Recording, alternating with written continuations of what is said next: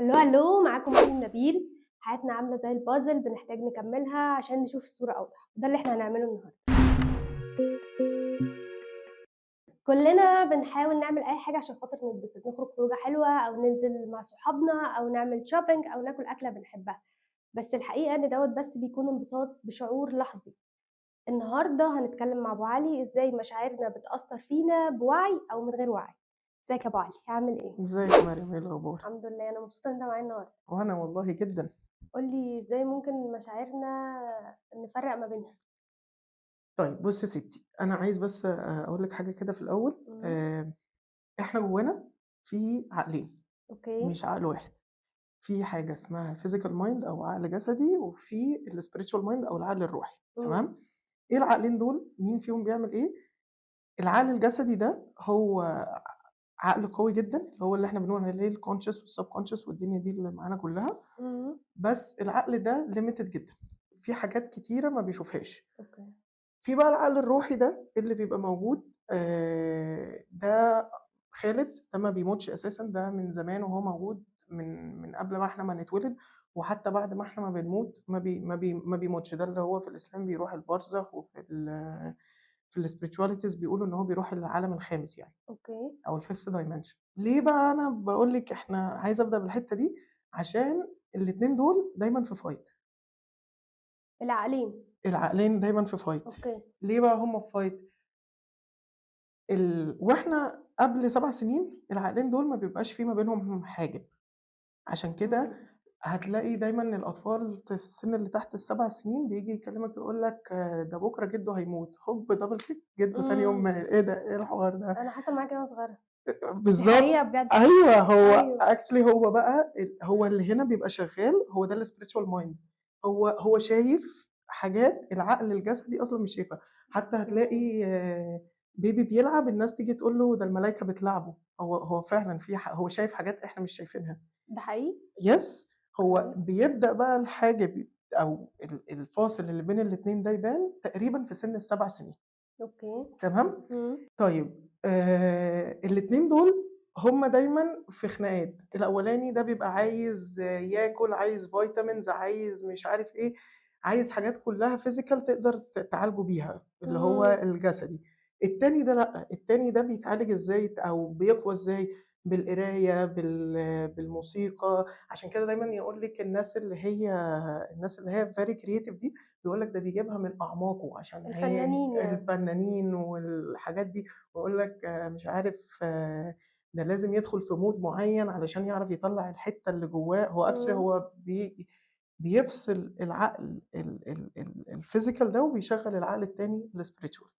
فهنا بقى الحرب اللي بتحصل بين الاتنين، إن واحد كل اللي بيفكّر فيه أرقام و1+1=2، والتاني بيفكّر في ألوان وفي خيالات وفي حاجات آه، دافع عنهم كده. مدافع عنهم، عارفة الناس اللي بتيجي من كتر ما هي يعني ما بتنهمر مع عقلها النفسي، يقول لك أنا هاروح بقى أقعد في دهب، وتلاقيه آه، ابتدى يقول لك بقى خلاص أنا هاقعد مع نفسي ومع كينونتي، ويقعد على البحر ويعمل حاجات كده غريبة لوحده.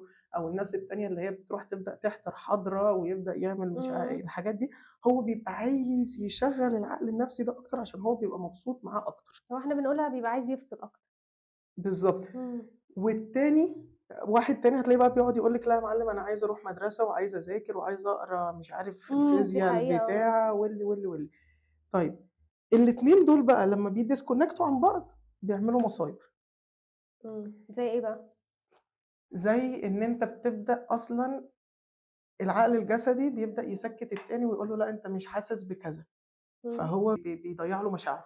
ممكن تلاقي واحد مثلًا عقله النفسي بيقول له: "يا عم أنا خايف." يقول له التاني: "لا، لأ، إحنا مش خايفين، إحنا جامدين وهاقع واللي هو يالّا." يا حبيبي طَب ما تسيبه ياخد وقته وسيبه. أنت بتسكّته ليه؟ لأ، ما أنا لازم أسكّته عشان في ظروف دلوقتي ولازم أمشّي الدنيا. تمشّي الدنيا مرّة، في التانية، في التالتة، في الرابعة، تلاقي بعد كده حصل مصايب، أنت دخلت يالّا بينا نروح على الtherapist. أوكي، تمام؟ دي من ضمن المشاكل. هاقول لِك لو اتفرّجتِ على فيلم واحد تاني بتاع إمم، أحمد حلمي، إمم، شُفتِ مصطفى وإكس؟ آه، هو حرفيًا ده كان تقريبًا شِبه تجسيد للاتنين. شُفتِ مصطفى كان حد كئيب جدًا، حد دايمًا بيفكّر في أرقام، حد مش عارف. بيحسبها أوي، أيوه. إكس بقى التاني كان يالّا بينا يا جماعة نعمل أي إحنا حاجة. إحنا هنروح نغني، هنشد روبي ونطلع إمم. نعمل. ده محبوب وده محبوب وده ليه طريقته ودي ليه طريقته، بس لمّا كنتِ بتبُصّي على كل واحد فيهم هتحسّي إن كل واحد فيهم كان ناقص.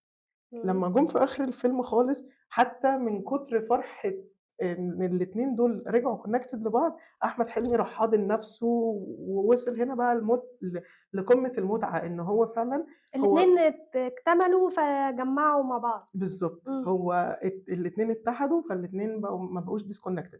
طَب الdisconnecting ده بقى هو بيعمل مصايب، يعني هو حرفيًا بيعمل مصايب. أنتِ ممكن تلاقي نَفْسِك قعدتِ فترة كبيرة أوي أنا مش مبسوط. آه، كلّنا بنحس بكده. رغم إن أنا يا عم ما أنت ناجح تمام، وناجح في شغلك تمام، بس مش مبسوط. إمم. وهتلاقي برضه الناحية التانية الراجل اللي بيركّز مع عقله الspiritual بس بيضرب، وعمّال بقى وفرحان اللي والدنيا هو طول تمام، الوقت يا إمّا باشتغل يا طول الوقت باهلِّس. إمم. يعني الاتنين ما بيبقوش، يعني لا إن أنتِ تروحي لده على طول صح؟ مش بابقى مشغّلة الاتنين، مش بابقى واصلة إن أنا مبسوطة. بالضبط. أوكي. فأنتِ أصلًا مبدئيًا كده عشان تبتدي توصلي لمرحلة من الانبساط، أنتِ لازم الاتنين دول يconnectوا ببعض يعني عشان تبتدي أنتِ توازني ما بين الاتنين، إمم. ماشي؟ ماشي. أنتِ بتبقي في وقت من الأوقات خايفة أو متضايقة، تلاقي مثلًا بنت صاحبتِك جاية بتحكي لِك ومنهارة من العياط إن هي كانت في situationship مثلًا والsituationship دي باظت، أوكي. تمام، تيجي تسأليها أي حاجة تقول لِك لأ أنا مش متضايقة بس هو الموضوع لأ أنتِ متضايقة، بس أنتِ you're disconnected عن نفسِك. أنا بابقى عايزة أتخطّى الإحساس دوّة، فباعمل نَفْسي مش واخدة بالي منّه. هنا بقى هو ده العلاقة اللي بين أوكي. الاتنين، المدير هنا قال للتاني اسكت ما تتكلمش، ده بيقول له يا عم أنا متضايق، ده بيقول له لا، لا، لأ أنت مش متضايق أنا عارف أنا باقول لك إيه، أنا عارف مصلحتك أكتر منك. يا عم أنا مش في الوقت إن أنت تيجي تقول لي إن أنت عارف مصلحتي أكتر مني، أنا مش عايزك تقول لي ده دلوقتي، أنا عايزك تsupport me. أنا متضايق هاقول إن أنا متضايق. بس هنا إحنا كده في نقطة إنه المشاعر عمّالة تتناقش. مشاعر الشخص نَفْسه إحنا سايبينها مفتوحة إن إحنا نقعد نتناقش فيها مع بعض. ما هو بالضبط، بس ما دي هو حاجة من حقك، أنت مش المفروض تتناقش فيها أصلًا. أنت المفروض تاخدها يا تساعدني فيها يا تتكلّم معايا فيها، لكن مش المفروض تقول لي أنا أتضايق والّا ما أتضايقش، أنا أتكلّم والّا أسكت، صح كده؟ تخيّلي أنتِ نَفْسِك بتناقشي مشاعرِك، فأنتِ بقى عايزة اللي برّه ما يناقشكيش؟ أكيد لأ.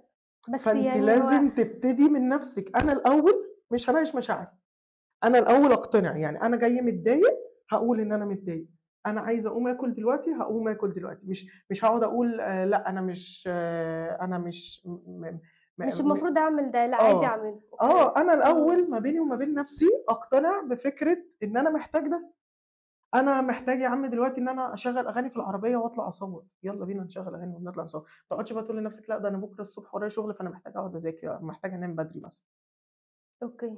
ما أنتِ بتناقشي مشاعرِك. فأنتِ لمّا إمم. ناقشتِ مشاعرِك، فأنتِ بالتالي سمحتِ للي برّه إنه يناقش مشاعرِك. لأ، بس اللي برّه برضه أنا عايزة أقول حاجة، اللي برّه ما بيبقاش فاهم أوي أو صحابنا أو حد في الشغل أو أيًا كان لمّا مثلًا تكلّم حد من صحابك تقول له أنا متضايق وتقول له مثلًا أي سبب تافه إن أنت متضايق عشانه، هيقول لك لأ هو أنت متضايق ليه؟ أنت مش المفروض تتضايق أصلًا. ما هي دي مشكلة، أو إن أنت سِبت حد فيقول لك لأ الحد ده وِحِش أصلًا كويس إن أنت سِبته مش المفروض تتضايق ما أصلًا. بالضبط، ما هي دي مشكلة.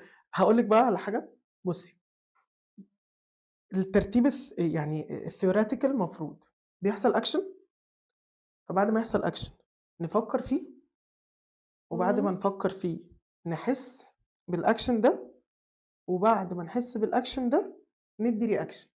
هو أنا كل ده المفروض أكون كشخص فاهمه؟ مفروض، ما هو أوكي. ده وعي، ده وعي أوكي. نفسي. تمام، اللي بيحصل بقى إيه، اللي بيحصل بقى فعلي، يعني أنا باقول لِك رقم 1 أنا المفروض لمّا يحصل reaction، رقم 2 أفكّر فيه، رقم 3 أحس، رقم 4 أدّي reaction، إمم. بس ده ما بيحصلش، اللي بيحصل بقى فعلي إيه، إن بيحصل action باحس، وبعد ما إمم. أحس باخد reaction based on الإحساس ده، وبعد كده أرجع أفكّر فيه. أنا كلّمت واحدة overthinking بقى. تخشي بقى في مصايب، آه. وترجعي بقى تقولي يا لهوي هو أنا كنت باعمل ده أنا يا عم هو الموضوع ما فيهوش حاجة بتكلمي واحدة صاحبتِك في التليفون، صاحبتِك ما ردِّتش، اتضايقتِ إن هي ما ردِّتش، رُحتِ شاتماها وخدتِ منها موقف وإن أنا مش هاكلمها تاني بعد كده بعد يومين 3 تبتدي تفكري هو أنا كنت إيه اللي مضايقني منها أساسًا؟ هو ليه الover ده حصل؟ إمم. إنما لو أنتِ بقى which is a great activity وneed إن أنتِ تtrain عليها، فكرة إن أنتِ لأ، أنا الأول أدّي لنفسي وقت قبل إمم. أفكّر قبل ما أحس و وآخُد reaction. هاقول لِك، يعني قبل ما أحكم على الشخص اللي قدّامي أو آخُد مشاعر سلبية مع نَفْسي أفكّر الأول. أنا دلوقتي كلامي كُلّه ما بينِك وما بين نَفْسِك، وبعد كده نطلع أيوه أنا على الناس فاهمة. التانية، فأنتِ إمم. دلوقتي اتكلّمي بينِك وبين نَفْسِك الأول. هاسألِك سؤال، بيظهر قدّامِك memories على فيسبوك ليكِ من 10، 15 سَنة مثلًا، أكيد. بتحسّي بإيه لمّا بتلاقي اللي هو مثلًا كاتبة ياه! إيه ده! هو أنا كنت كده أو إيه ده أنا كنت عارفة دول أو لحظة انبساط، فالله إحنا كنا مبسوطين أوي كده. بتيجي منِّك أوقات معيّنة بتحسّي إن هو إيه العبط اللي مكتوب ده، صح؟ ده أكيد، ده كتير. صح؟ هو أنا كنت صح. عبيطة كده؟ أيوه طب دي ما أنتِ حقيقة. هنا حكمتِ على الشخص ده، على مريم أيوه بس أنا حكمت على 13. نَفْسي. ما هو أنتِ لازم الأول تُقفي مع نَفْسِك، تsupport نَفْسِك الأول الاتنين الspiritual mind والphysical mind الاتنين يتكلّموا والاتنين يconnectوا، فأنتِ لمّا هتبطّلي تjudge نَفْسِك، الناس كمان هتبطّل تjudgeِك بالتبعية. أوكي، بس أنا عايزة أقول حاجة، قولي لي. دلوقتي أنا حتى لو أنا عرفت أعمل ده مع نَفْسي، مع الوقت في الناس اللي حواليّا أو حتى الدايرة القريبة الصحاب أو أهل أو أيًا كان، مش هيكونوا سامحين لك بده، أو هتبقى لازم تكون مستعد إن أنت تخسر أي حد فيهم. لإني مثلًا أنا لو كلمت واحدة صاحبتي قُلت لها أنا متضايقة أوي عشان خاطر أي حاجة صغيرة أو تافهة، فهي هتقول لي: "لأ، هو أنتِ مش المفروض تتضايقي." فاقول لها: "لأ، هو أنتِ مش المفروض تحكمي عليَّ أنا المفروض أتضايق والّا لأ، أنا باقول لِك إن أنا متضايقة فيا نتكلم في الموضوع، يا إما تحاولي تساعديني إن أنا ما أكونش متضايقة من الحاجة دي." فهي كده بتحكم عليَّ وبتقرر لي إن أنا لأ، مش المفروض أكون متضايقة. صح؟ فهو ده ما هو مع الوقت أنت هتخسر الشخص ده، لإن هو مش مُدرك إن مثلًا في حاجات معيّنة بتضايقه، وإن الحاجات اللي بتضايقه دي أنت لازم تبطّلها، يا إما نحاول نحلّها سوا، سواء حتى 2 مرتبطين أو أيًا كان أو ما بين الأهل أو أنا وأهلي أو كده، إنه أنت لازم تبطّل الحاجة دي، لإنه صعب مش هاعرف أكمّل حياتي وأنت طول الوقت بتحكم عليَّ أنا المفروض أتضايق من إيه أو إيه اللي يضايقني أو لأ دي حاجة بسيطة مش المفروض تضايقِك، هي دي شتيمة، كلمة immaturity. بِت، يعني أي حاجة لأ ده بيضايقني أنتِ المفروض تبطّليه ما أو هي أنت المفروض تبطّله. ما هي دي immaturity وعدم وعي بالسلوك النفسي، سواء من الشخص اللي هو بييجي يjudgeِك أو من نفسِك أنتِ، إن أنتِ أصلًا سمحتِ له إنه يjudgeِك. ما هي ما دي هو بتبقى أنتِ حاجة ليكِ صعبة، limits. إن أنت خلاص لازم تحُط في اعتبارك وأنت بتعمل ده، إن أنت هتخسر ناس من اللي حواليك، لإن هُم مش هيتقبّلوا الشخص الجديد بقى اللي هو واعي وفاهم اللي أنت بتقوله ده كلّه، إن أنا دلوقتي واعية وفاهمة إن أنت ما ينفعش تيجي تقول لي أنا أحس بإيه. طب أنا هاقول لِك على حاجة، أنتِ عارفة إن أنتِ مش عُرضة بس إن أنتِ تخسري ناس، أنتِ ممكن تخسري حاجات أكتر. إيه بقى؟ هاقول لِك، بُصّي هاقول لِك بس حاجة كده في الأول، في حاجتين، إمم. في حاجة اسمها الشعور بالقيمة الذاتية أو الself worth. أوكي. الself worth ده ليه نوعين، إمم. mature أو ناضج وimmature غير ناضج، أوكي. تمام؟ إمم. الimmature ده هو بيعمل إيه، هو ده شخص ما عندوش وعي بقيمته الذاتية، فبيبقى وعيه بقيمته الذاتية ده بيعتمد على حاجات كلّها خارجية، إمم. عدد الناس اللي بتحبه، عدد اللايكات، job title، followers. followers، salary معيّن، هو بيحس إن نجاحه في الحتّة دي. اللي هو ما تكلمنيش كده أنت عارف أنا مين؟ أيوه. عارفة أنتِ بتوصل في ناس من في بعض الناس بتوصل معاهم إن هي عشان اتخطبت أو هو عشان دخل في relationship، هابطّل أكلم اللي حواليّا. فأنا أصلًا ده أنا أنا قيمتي زادت جامد. أوي، ده أنا بقيت حاجة تانية. أيوه. هو ده أصلًا غير ناضج، وتلاقيها ماشية بقى خطيبي، خطيبي، خطيبي. أيوه دبلة أهي ومتصور عارفة الموضوع. هو ده غير نضج منها، تمام؟ أوكي. إنما الشخص اللي الوعي الذاتي بتاعه عنده ناضج، هو بيبقى من جوّاه، هو عارف قيمته عشان هو قيمته عالية، تمام؟ هو حاسس بالموضوع جوّاه هو، لكن هو عادي بيتصرّف زي ما كان بيتصرّف. بالضبط. أوكي. وإحنا أصلًا في حياتنا بنتنقّل شوية mature وشوية بنروح للimmaturity، آه. شوية نرجع تاني mature وشوية نرجع للimmaturity، هو دي دي حقيقة. حياتنا إحنا بنروح ما بين الاتنين.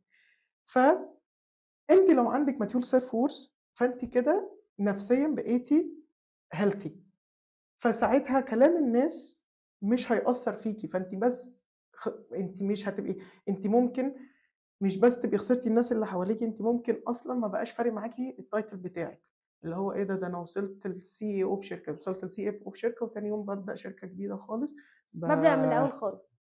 ما أنا أنا كده، كده عارف هاوصل لحاجة أعلى. ما أنا كده عارف إن أنا أوكي، جامد، أنا فهمت. مش رابط قيمتي الذاتية بحاجة، إمم، تمام؟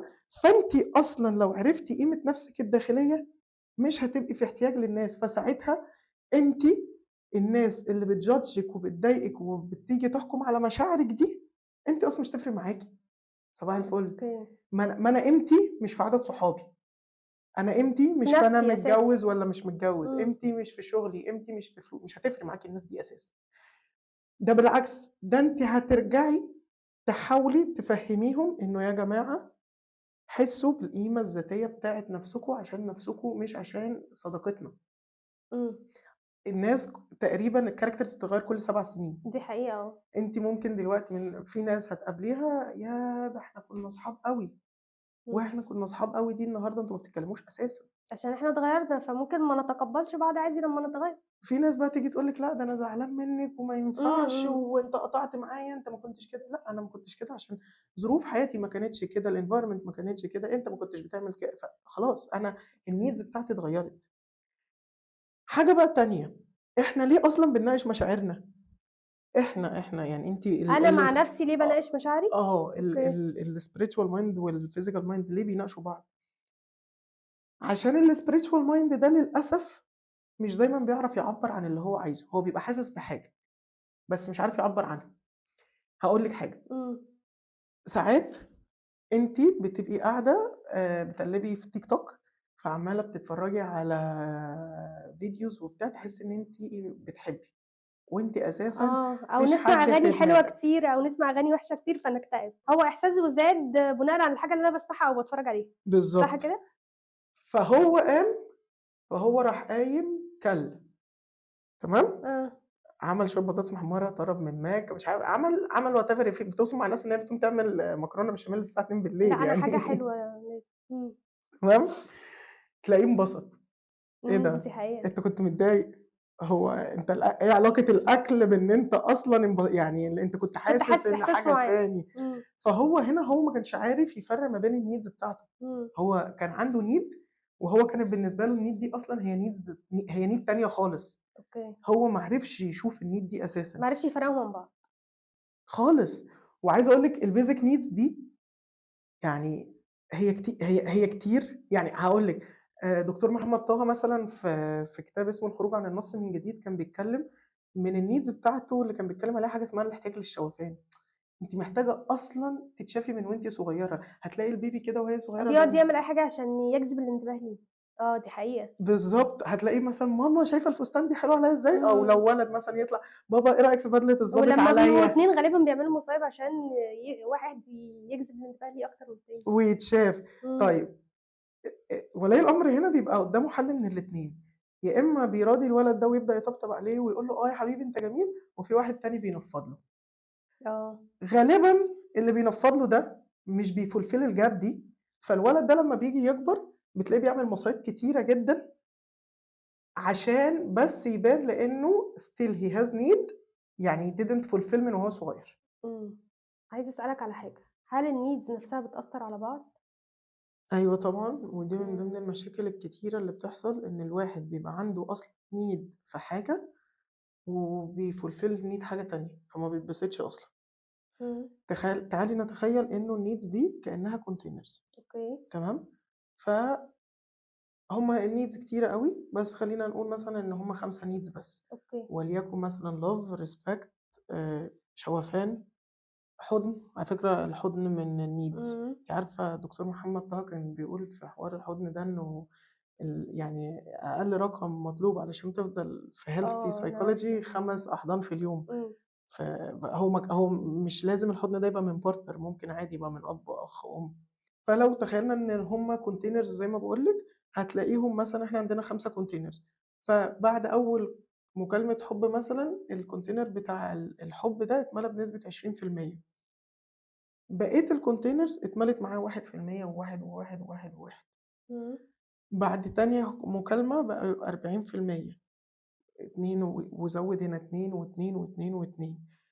عملت حاجات كتيرة لحد ما وصلت إن هي بقت 100%، لمّا وصلت 100% الباقي دول كمان اتملوا معاها 5%، 5%، 5%، 5%. طب ده اتملى، بس هي لسه مش عارفة إن إن الباقي الاحتياج محتاجين يتملوا. فهي بالنسبة لها السعادة فين؟ في ده، فبتقعد تملى ده، فتلاقي عمّالة بتزوّد في ده وبتأفور في ده، بتأفور، بتأفور، بتأفور، ودول عمّالين بيتملوا بالراحة، بالراحة، بالراحة أوي يعني، فهي أصلًا لو قعدت عمرها كله بتملى في ده، هي مش هتملى الباقيين، إمم. فهي محتاجة إن هي يبقى عندها الوعي الكافي إنه لأ، في احتياج هنا وفي احتياج هنا وفي احتياج هنا، فتبدأ تfulfill بقية بقية الاحتياجات، الاحتياجات. لمّا هتيجي تfulfillها تبدأ توصل للسعادة. أوكي. إن هو كلّه يبقى ماشي مع بعضه مش حاجة معيّنة باقعد أزوّد فيها وخلاص. أوكي. بس، ففكرة بقى إن أنت أصلًا بتناقش مشاعرك، أنت مش عارف الneed بتاعتك الحقيقية فين، فأنت لازم تبقى عارف الneed بتاعتك فين، فلمّا تبقى عارف إن الneed دي هي الناقصة، فتبطّل تف ت تناقش مشاعرك. إمم. كلمة ما تخافش، أوكي. ما تخافش إيه يا عم قُل أنا خايف هاعمل إيه؟ كل أنا الناس المفروض بتخاف أساسًا. أنا خايف طَب أنت قُلت لي ما أوكي. تخافش، أنا بطّلت أخاف؟ لا، ما أنا خايف برضه. طيب هو أنا عايزة أسألك على حاجة، كل ده بقى experience أصلًا والّا أنت درسته؟ لأ، أنا ما درستش الكلام ده، بس أنا قريت فيه إمم. كتير في حد أنا عايزة أدّي له الcredits بصراحة في كل الموضوع ده، أنا جات فترة من حياتي كنت يعني drained جدًا وكان عندي مشاكل كتير، فابتديت أروح لtherapist عبد الله، أنتِ بقى أصلًا لو عايزة تعرفي الحاجات دي into details أكتر، أنتِ لازم تسألي عبد الله. أكيد عب هيبقى معانا في حلقة. بُصّي، عبد الله هيدّيكِ بقى حاجات أحلى من كده بكتير، أوكي. وهو اللي ليه كل الcredits في اللي أنا باقوله لِك ده. أكيد عبد الله هيبقى معانا في حلقة. بالضبط. ماشي، ميرسي يا أبو علي، اتبسطت أوي إن أنت كنت موجود معانا النهارده. ميرسي و ليكِ. ويا رب الموضوع يعجب الناس ويبدأوا يresearch على اللي أنت قُلته دوّة عشان يفهموا ويبقى عندهم وعي أكتر في مشاعرهم. إن شاء الله. بس ميرسي، اتبسطت. وأنا كمان والله اتبسطت. كان معانا أبو علي. عايزين نقول من كل اللي إحنا قُلناه ده إن إحنا لازم نكون عندنا وعي لمشاعرنا، ونفهم نفسنا أكتر، ونفهم احتياجاتنا أكتر، عشان نعرف إن مشاعرنا دي حقنا وبتاعتنا ولينا لوحدنا. بس كده، ميرسي، باي باي.